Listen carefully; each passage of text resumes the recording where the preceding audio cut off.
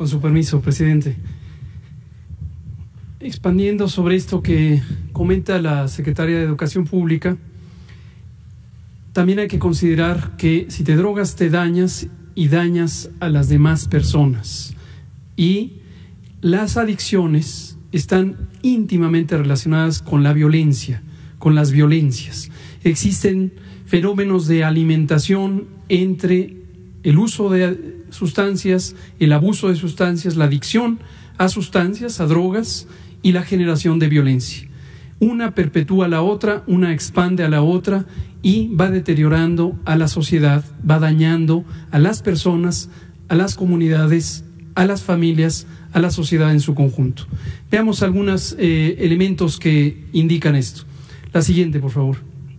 En algunos estudios, en este caso es en Estados Unidos, donde existe un uso muy amplio de fentanilo, regresamos a esta sustancia que mencionamos al inicio de esta campaña, puede ser que hasta el 36% de personas que son atendidas por lesiones intencionales, ya sea autoinfligidas o infligidas hacia otra persona, tienen un antecedente de exposición a fentanilo ilegal.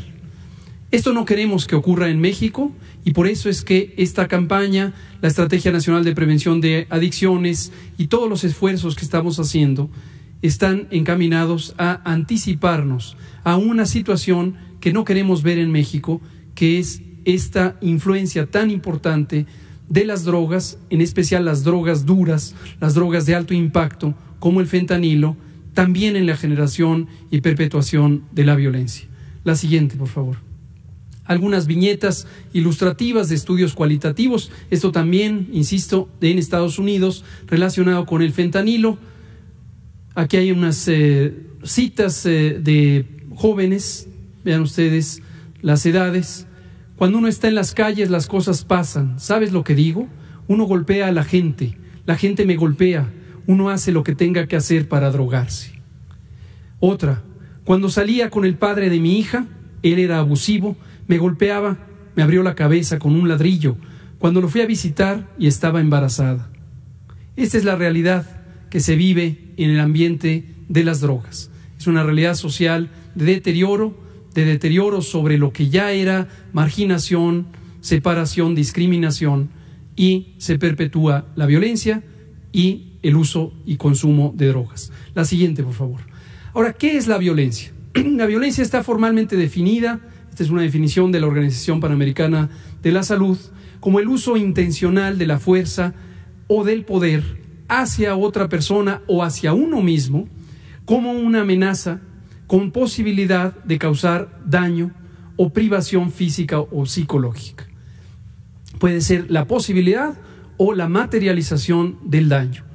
Y esto, desde luego, es un problema social, no es un asunto individual, es un problema social en la medida en que múltiples situaciones, insisto, de deprivación, de marginación, pueden estimular la violencia. Es un problema de salud pública porque ocurre en grandes magnitudes en las comunidades, en las familias, en la sociedad.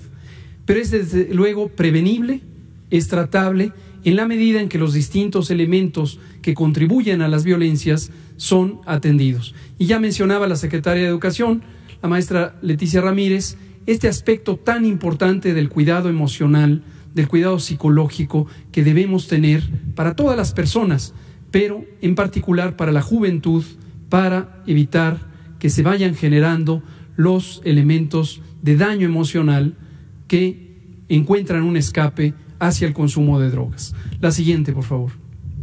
Cuando hablamos de violencias hay que tener presente que son múltiples los tipos de violencias y cada uno de los tipos de violencia tiene situaciones que la generan y que la mantienen o que la estimulan.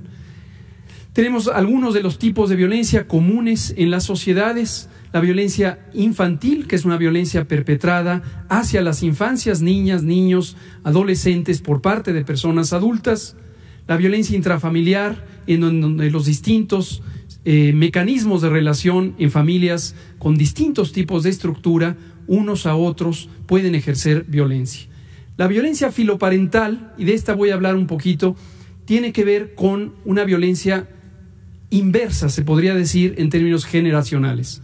son los hijos, las hijas o sus equivalentes, las personas tuteladas, las que ejercen violencia hacia las personas adultas que son tutores de esos niños y niñas o adolescentes. Puede ser la mamá y el papá, tías, tíos, otras personas cuidadoras, abuelos, abuelas, etcétera.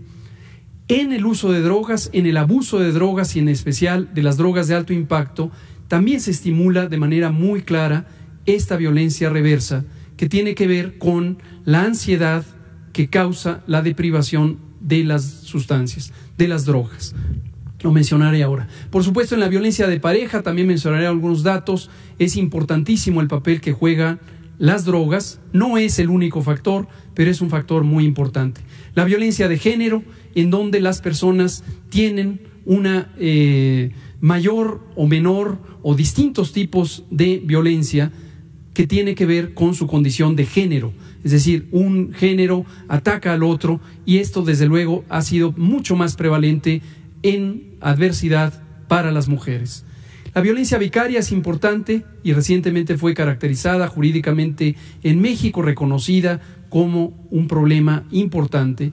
La violencia en donde se usa a las personas menores de edad, niños, niñas, para ejercer violencia hacia otra persona adulta, a través de la infancia.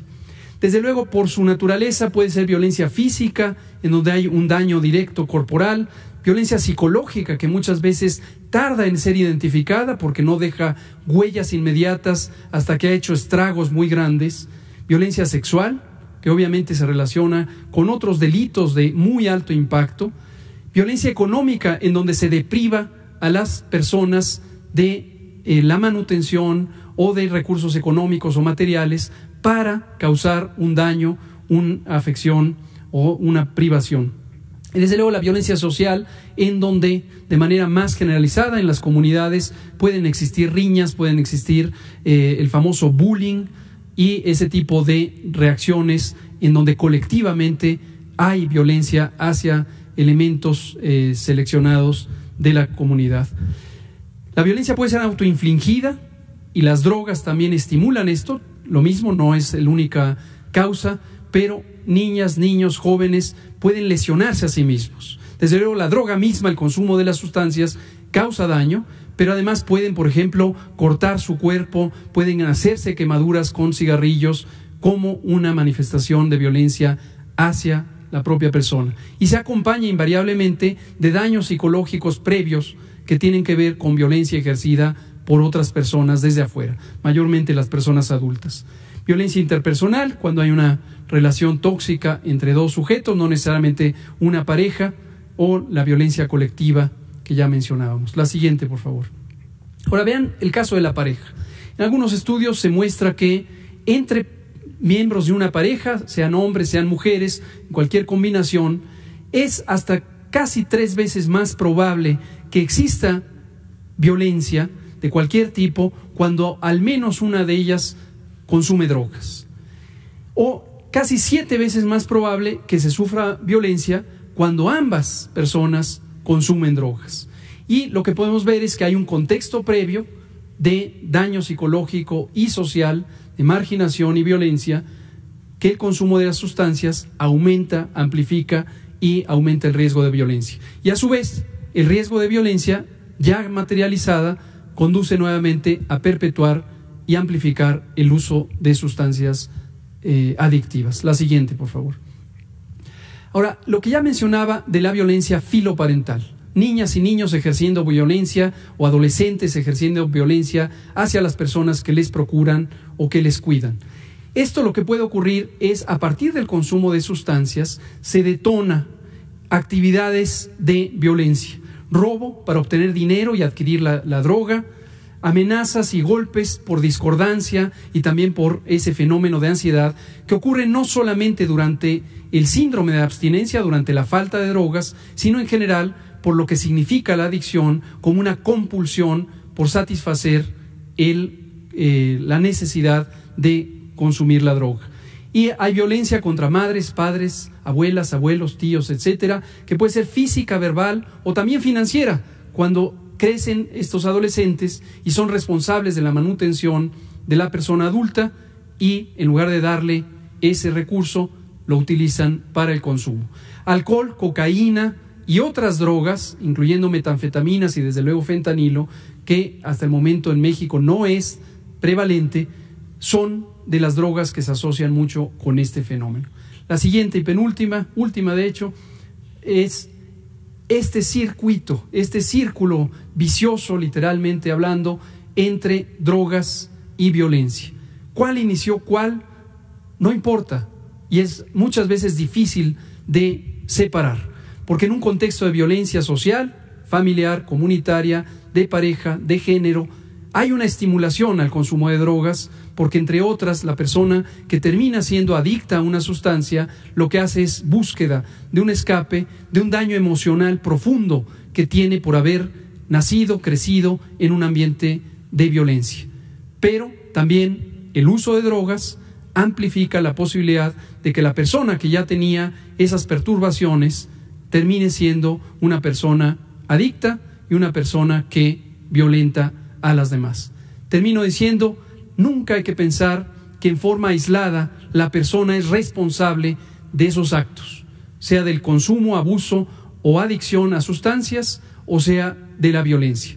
Es un fenómeno social, un fenómeno colectivo, y por eso tiene que abordarse de una manera general, preventiva, considerando ambos lados. Donde hay violencia, hay que sospechar que existe consumo de drogas. Donde hay consumo de drogas, hay que sospechar e investigar y atender la violencia. Esto es todo. Muchas gracias, presidente.